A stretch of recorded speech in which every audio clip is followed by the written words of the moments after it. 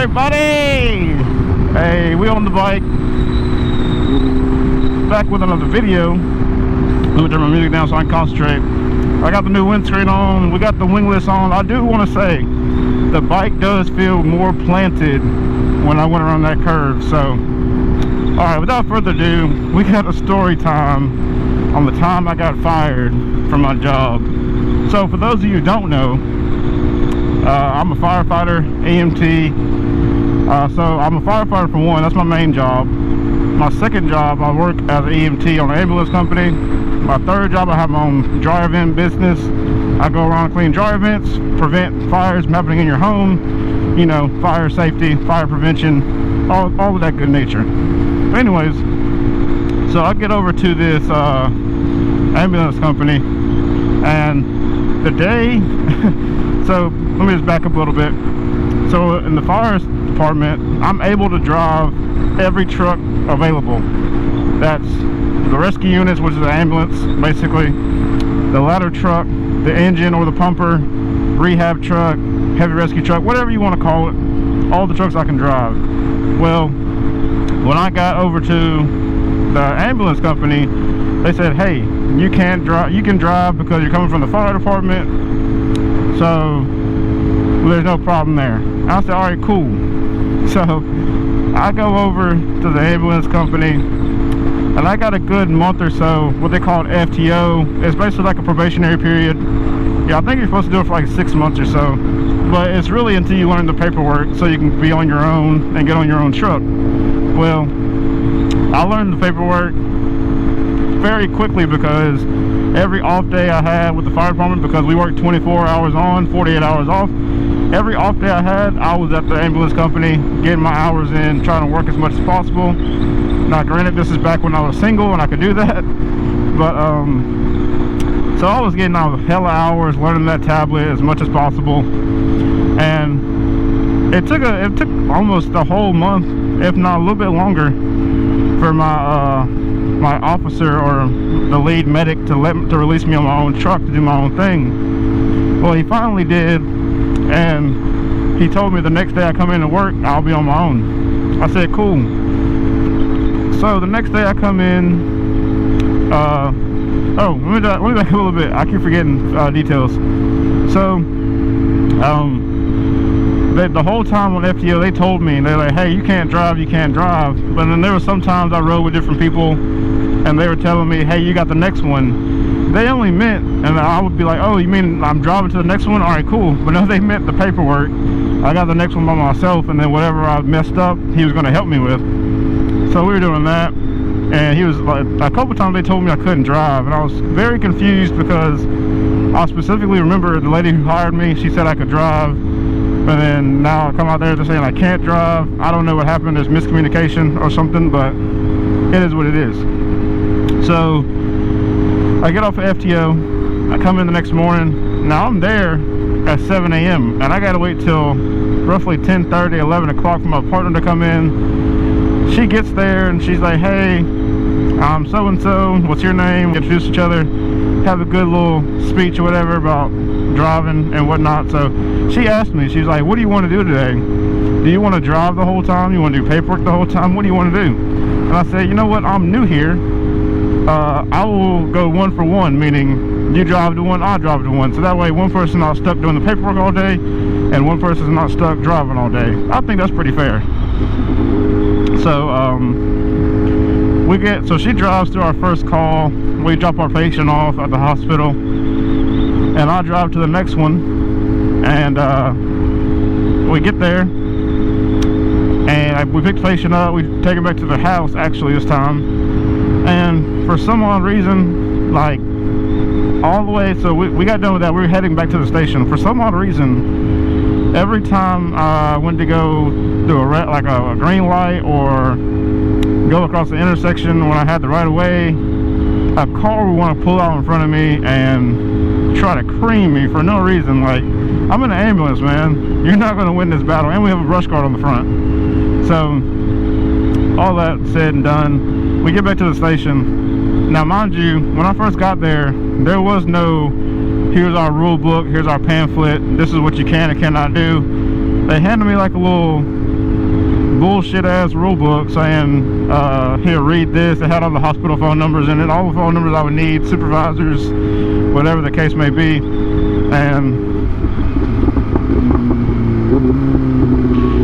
And I had to like put all that in my phone, which I did do that. And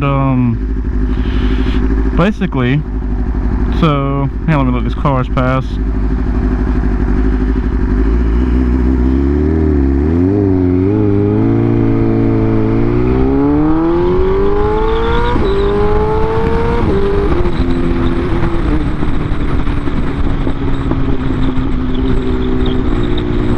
So basically what happened was,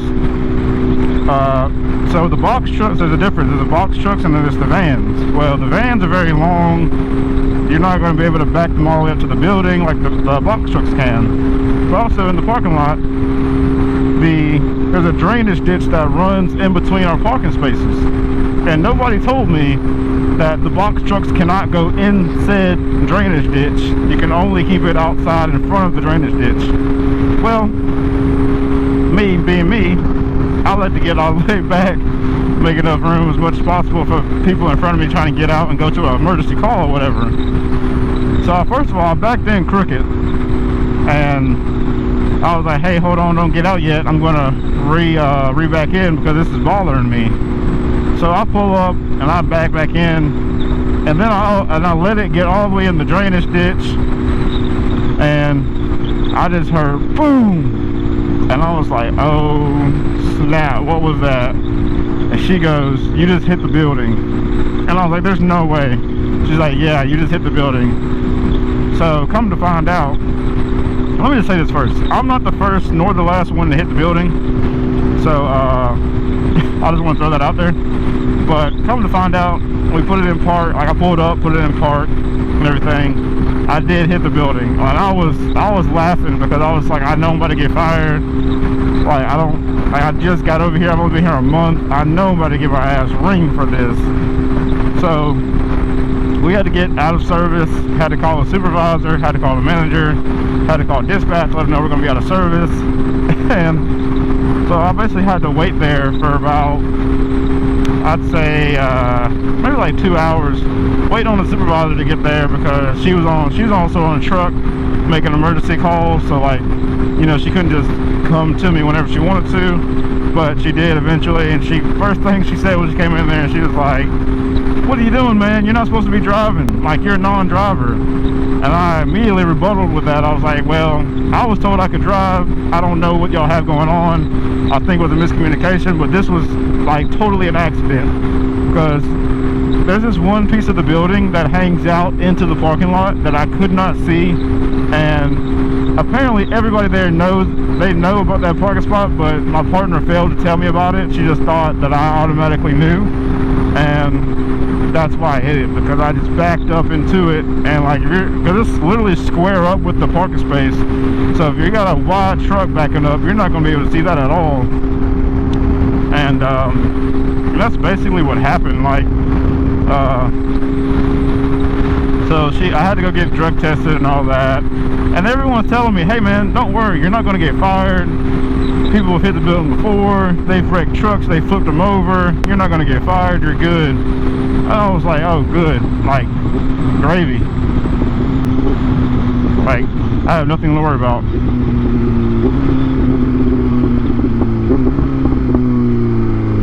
Oh, but boy, I did have everything to worry about. Freaking, so that happened on a Friday. All this happened on a Friday. And I'm at the house. I'm thinking like, man, I know I'm fired when I get back. I might as well start looking at different jobs to do on my off day. Luckily, I still have my business. It was brand new and it was popping. So I just dove into my business full time. Well, not really full time, like part time, and advertised a lot more and whatnot. But so the weekend went by. I got off of work. I went into Haynes that Monday. Man, oh man, I went on one call, and I asked the lady that I was riding with. I was like, well,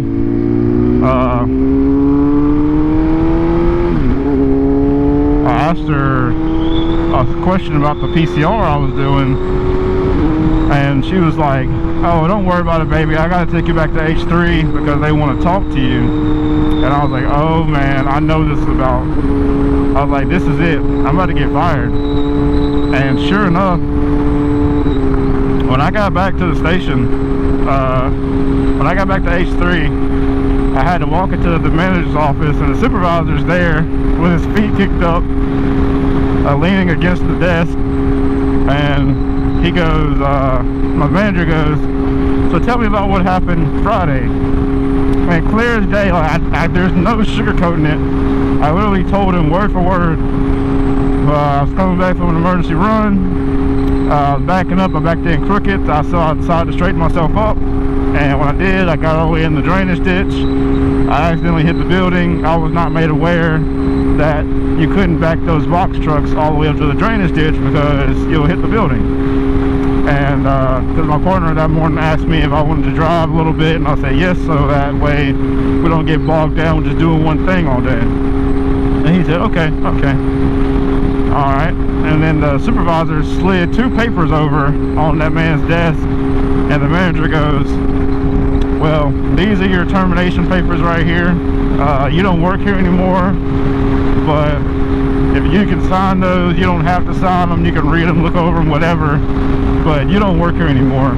And man, that, like, I looked at him like for a solid 2 minutes, just looking at him, looking back down the paper, looking at him, and it hurt so bad knowing that I got fired over a simple mistake, because at this point I've been in the fire department for 3.5 years at this point. Also, I've been driving for 2.5 years straight, just about, so, and I've never hit anything. So it was like, it was a very big shock that I actually, first of all, I did it, I hit something, and then on top of that, I'm getting fired for it. So it was all just like oh man, this sucks, like, this really sucks. But needless to say, as soon as the manager got done speaking, the supervisor said, hey man, look, we know you're a good kid, we know you're from the fire department, and we really do need basics right now. We're like, we hate to do it, but just give us some time, reapply, and we'll hire you back. This man literally said, we'll hire you back, bro.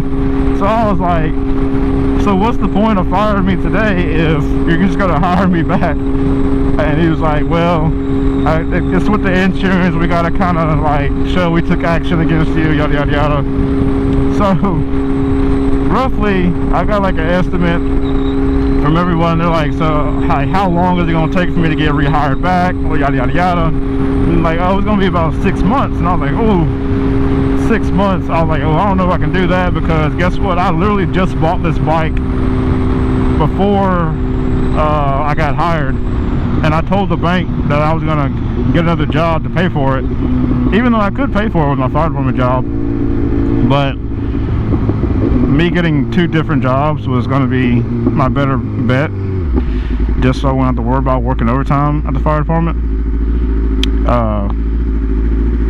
So basically, four months went by, and during this time I'm submitting online applications and everything. Like, I'm trying to get my job back bad. Like, I'm fucking texting supervisors and everything. Like, I'm like, man, I really want my job back. Have you heard anything back? Yada yada yada. So they never really texted me back, and come to find out now that I'm back hired, like, he doesn't really answer text messages and phone calls for real. So I didn't really think anything of it now, but back then I was really hurt, because I was like, I just want my job back. But I texted one of the really better supervisors there one day, and he was like, hey, I'm here at headquarters now, I'll ask about you. And they basically, he got back with me and told me that I needed to come in and get a paper application.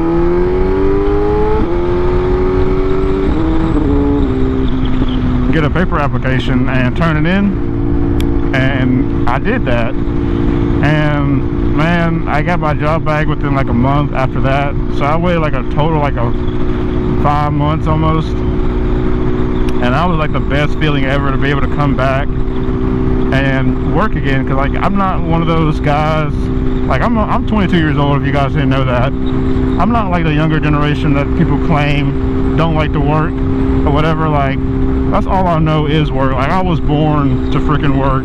I was raised to work. Like I cannot sit at home and just like play Xbox all day. Like I used to be like that in high school, but like now I just, something clicked. Like I just gotta go get this bread. I gotta grind. Like, so on top of all that, I run TikTok, multiple TikTok pages, multiple Instagram pages. I run a YouTube on the side. I have my business. I have my main job, and I got my side job. So like, I'm always doing something.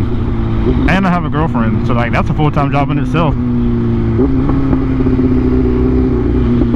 Woo! I know you hear that exhaust, baby. She is mean. But yeah, that is the story time for today. Hopefully you guys enjoyed it. If you did enjoy the video, hit like, comment, subscribe, share. Wear your gear. Subscribe to me on TikTok. It's Hollywood V2. Hey, follow me on Instagram. It's Hollywood 24/7. And if you guys want to watch some more videos, man, hit my channel. I have plenty of content, bike content. And the funny thing is, you can go back and watch my oldest video all the way up until now, and you will literally see the difference in content of me making videos years ago to now. Like, the quality has upgraded so much, and I cannot thank multiple YouTubers enough for making certain videos, how to upgrade your quality, and me following those simple steps. Now I did have to tinker a little bit because I have a GoPro 8, everybody else has a 10 that the lens screws off on. But hey, I made it work. And like I said, guys, if you enjoyed the video, hit like, comment, subscribe, share, comment. Hey buddy, oh, you're not gonna wave back? Fuck you too. But I'll catch you guys on the next one. Hey, wear your gear, ride safe. Peace.